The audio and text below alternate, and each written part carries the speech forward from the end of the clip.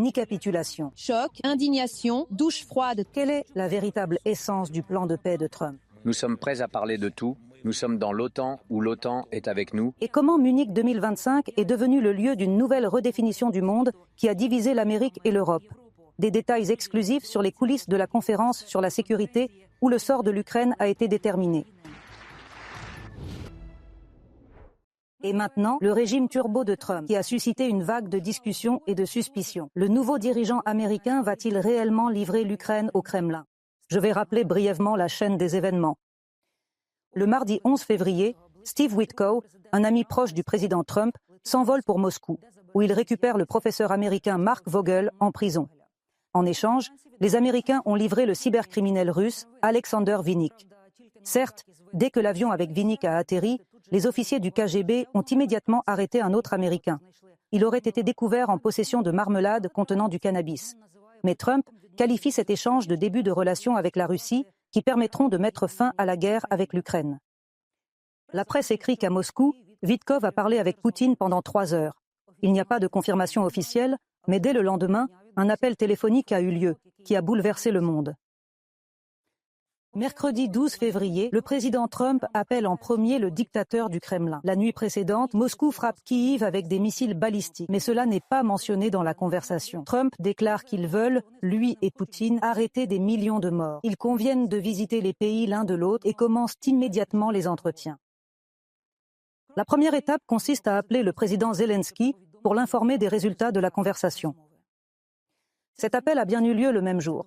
La conversation a été plus courte qu'avec le chef du Kremlin. Les Américains expliquent que Poutine avait besoin d'interprètes, tandis que Zelensky lui-même parle couramment l'anglais.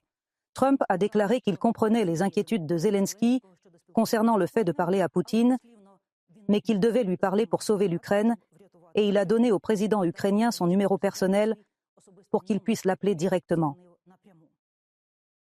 Trump commente ainsi la conversation avec Zelensky. Lui, comme le président Poutine, veut faire la paix.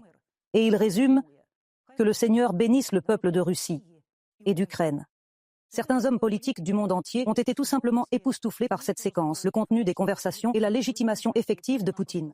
Le chef de la Maison-Blanche s'est en effet rendu à Poutine lors d'un appel téléphonique. Le Kremlin boit de la vodka directement à la bouteille. C'est ce qu'a déclaré à la télévision l'ancien conseiller à la sécurité nationale de Trump, John Bolton. Ce n'est qu'une partie de la réaction de l'Europe et des États-Unis à la tactique de Trump. L'Europe exige d'être impliquée dans les négociations et est prête à renforcer son soutien à l'Ukraine. Telle est la déclaration des ministres des Affaires étrangères de la France, du Royaume-Uni, de l'Espagne, de l'Italie, de la Pologne, de l'Allemagne, de l'UE et de l'Ukraine. Parallèlement à ce même mercredi, une nouvelle réunion au format Rammstein se tient à Bruxelles. Nous parlerons encore du résultat, tandis que le ministre des Finances des États-Unis apporte à Kiev ce qu'on appelle un draft d'accord concernant les minéraux rares. L'Ukraine promet de donner une réponse définitive à Munich, où dans un jour devait commencer la conférence annuelle sur la sécurité. La Russie salue à nouveau de manière ostentatoire le début de celle-ci encore dans la nuit, en frappant avec un drone explosif un abri à la Tchernobyl. Alors, si le monde ne s'est pas à nouveau heurté à des pièges comme à Munich en 1938, nous en parlerons plus tard avec Natalia Fibrick. Un envoyé spécial de TSN a suivi toutes les intrigues de Munich 2025, tout au long des 3 jours de son déroulement, et voici les dernières nouvelles.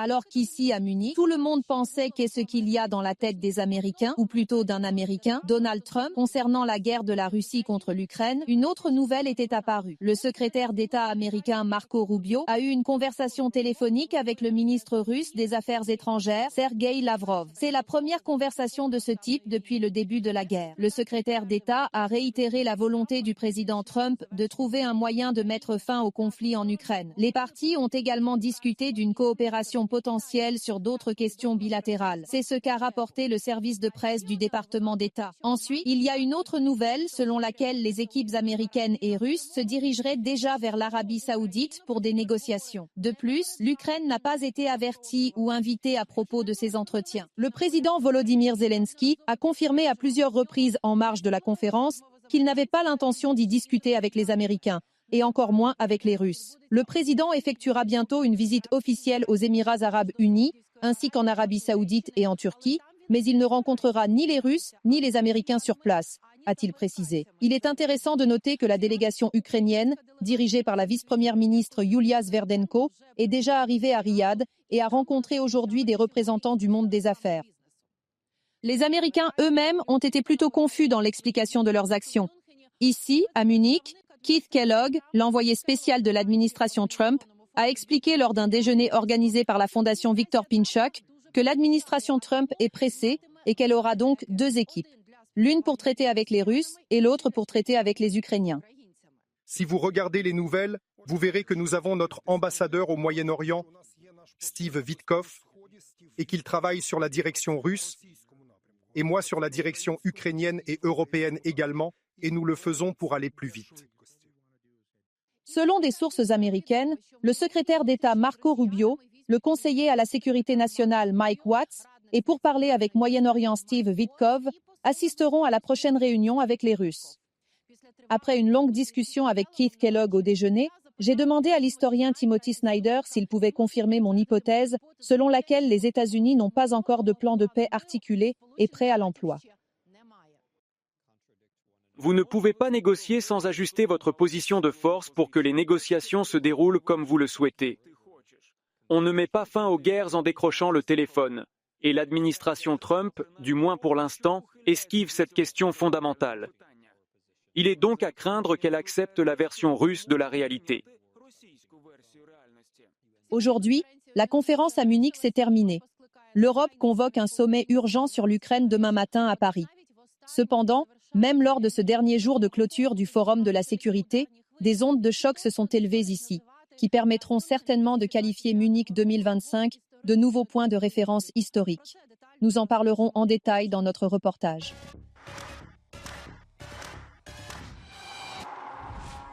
Si vous pensiez que le Forum de Munich sur la sécurité révélerait les contours d'un éventuel accord de paix sur l'Ukraine, vous vous trompiez.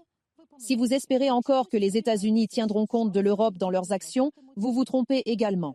Quant à l'idée que les États-Unis et la vieille Europe sont encore des alliés, vous devriez l'oublier, du moins pour l'instant. Choc, indignation, douche froide, telles ont été les réactions à la 61e conférence de Munich sur la sécurité, qui a pris une tournure inattendue. Pour l'Ukraine, il n'y a pas eu de nouvelles encourageantes, mais une catastrophe a été évitée.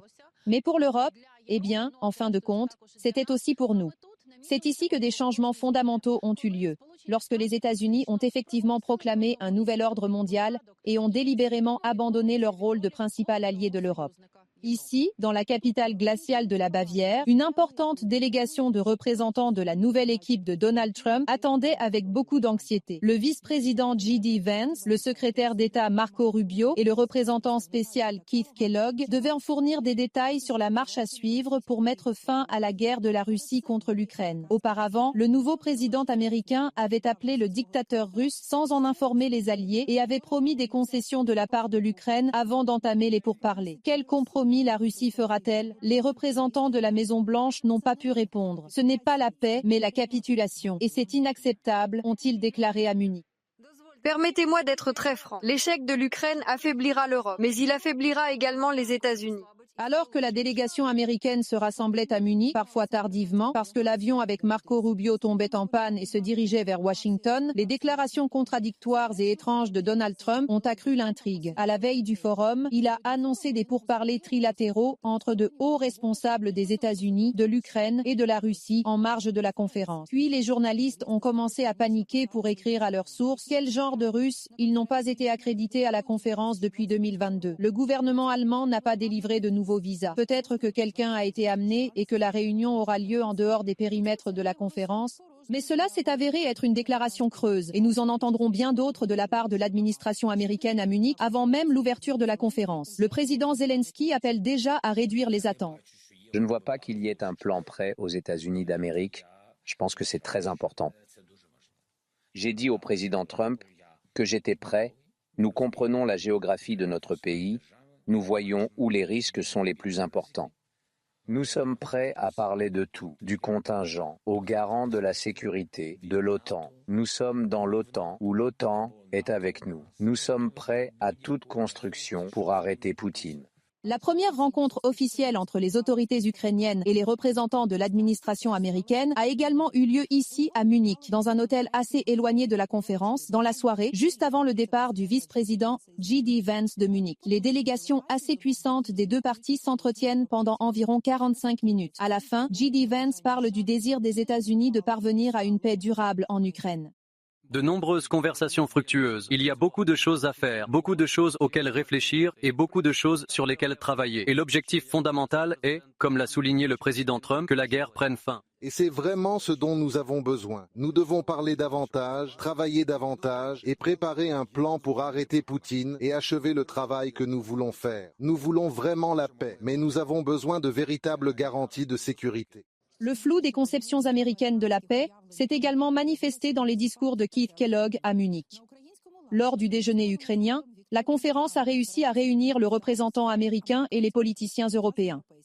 Cet événement réunit chaque année des hommes politiques influents, des experts réputés et les médias les plus célèbres. Ainsi, lorsque Kellogg répète des thèses non fondées sur l'arrêt des massacres et la paix immédiate, une question logique se pose: l'Europe a-t-elle une voix à faire entendre ici ? Pouvez-vous assurer à l'auditoire que l'Europe sera à la table des entretiens et que l'Ukraine sera à la table des entretiens? La réponse à la dernière question, telle que vous l'avez formulée, est non. La réponse à la partie précédente de cette question est oui, bien sûr, les Ukrainiens seront à la table des négociations. Je veux dire que serait stupide de dire qu'ils ne le feraient pas. Cette franchise a obligé les Européens à rappeler aux représentants américains pourquoi ils défendèrent l'Ukraine et pourquoi ils n'allaient pas accepter les ultimatums de Poutine. Nous devons comprendre les conséquences possibles.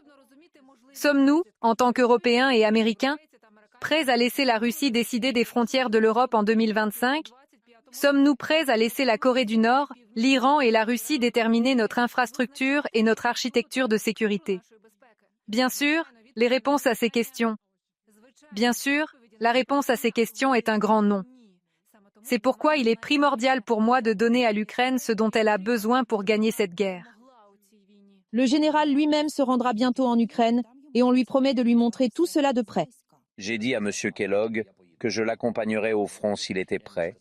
Je lui ai dit que je reviendrais de chez nos amis arabes et que je l'accompagnerais au front s'il était prêt. Il est très important pour moi qu'il voie cela.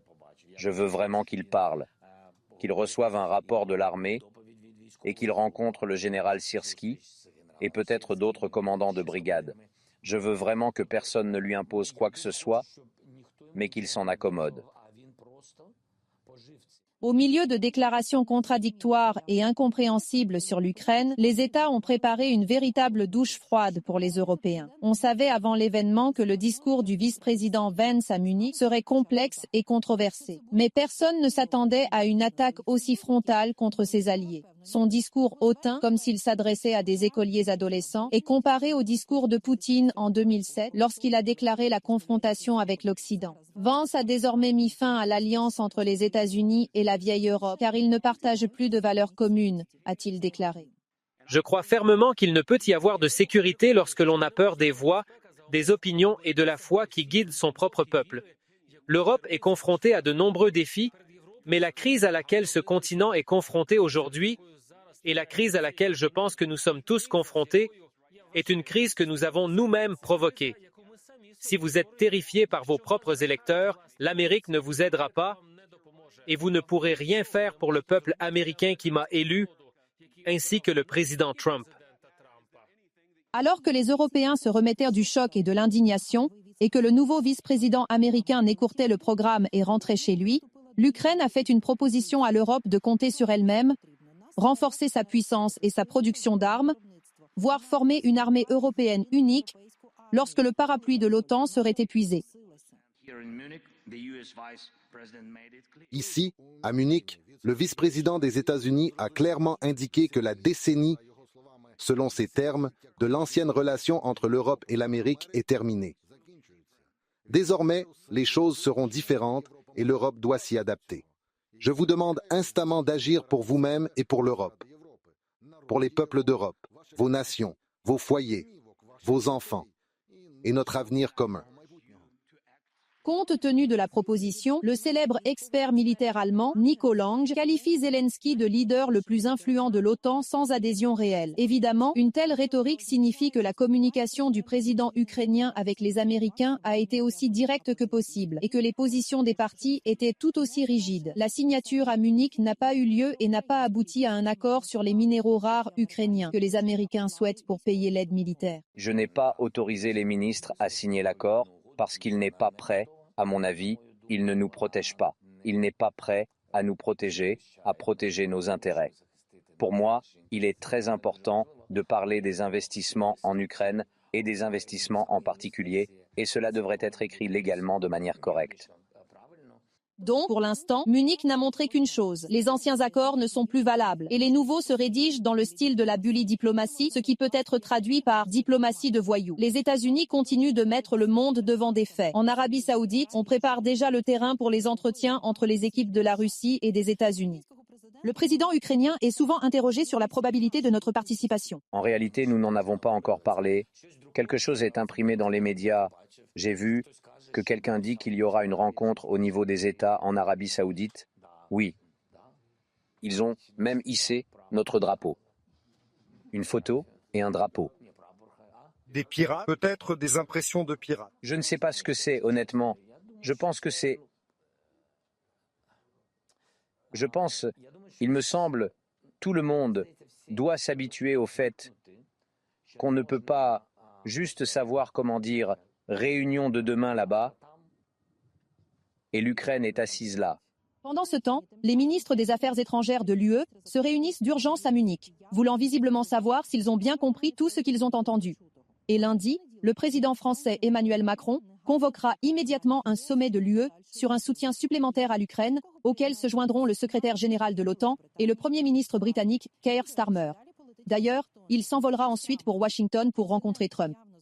Le fantôme de Munich de 1938 est clairement apparu sur le continent, où les États les plus forts sacrifient les plus faibles pour apaiser l'agresseur et appeler cela la paix. L'Europe était effrayée et agitée. La seule question est de savoir s'il aura le temps. De Munich, Natalia Fibrick et Denis Savchenko. TSN, semaine 1+1.